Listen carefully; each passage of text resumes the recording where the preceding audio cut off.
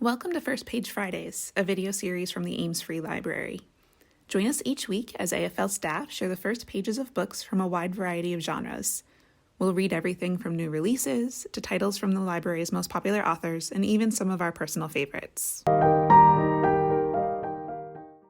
of Missing Trees by Elif Shafak. Island.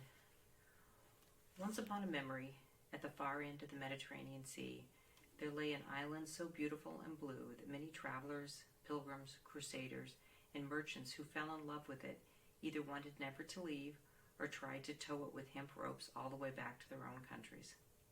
Legends, perhaps. But legends are there to tell us what history has forgotten. It has been many years since I fled that place on board a plane, inside of a suitcase made of soft black leather, never to return. I have since adopted another land, England, where I have grown and thrived, but not a single day passes that I do not yearn to be back. Home, motherland. It must still be there where I left it, rising and sinking with the waves that break and foam upon its rugged coastline.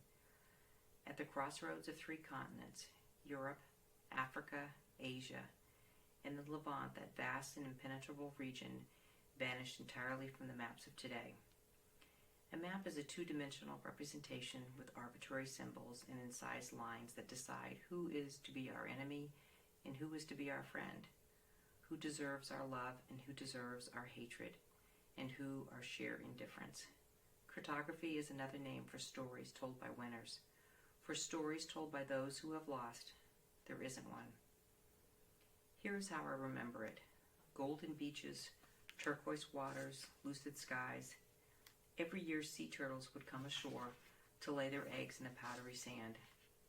The late afternoon wind brought along the scents of gardenia, lavender, honeysuckle.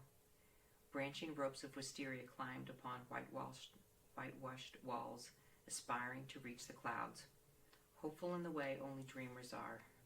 But when the night kissed your skin, and it always did, you could smell the jasmine on its breath. The moon, here closer to the earth, hung bright and gentle over the rooftops, casting a vivid glow on the narrow alleys and cobblestone streets.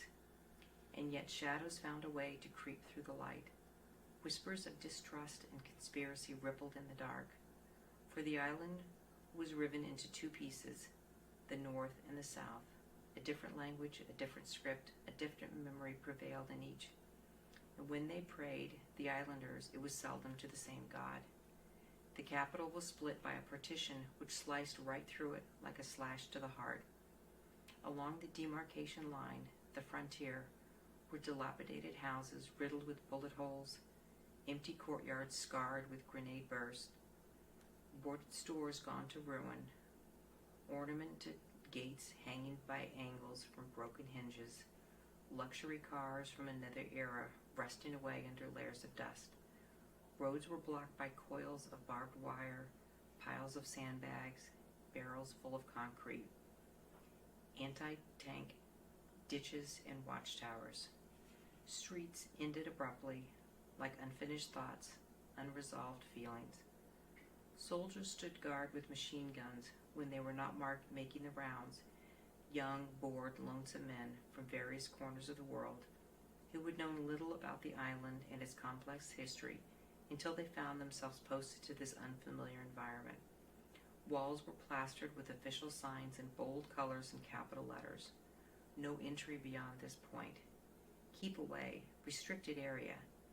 No photographs. No filming allowed. Then, further along the barricade, an illicit addition in chalk scribbled on a barrel by a passerby. Welcome to no man's land. The partition that tore through Cyprus from one end to the other, a buffer zone patrolled by the United Nations troops, was about 110 miles long and as wide as 4 miles in places, while merely a few yards in others.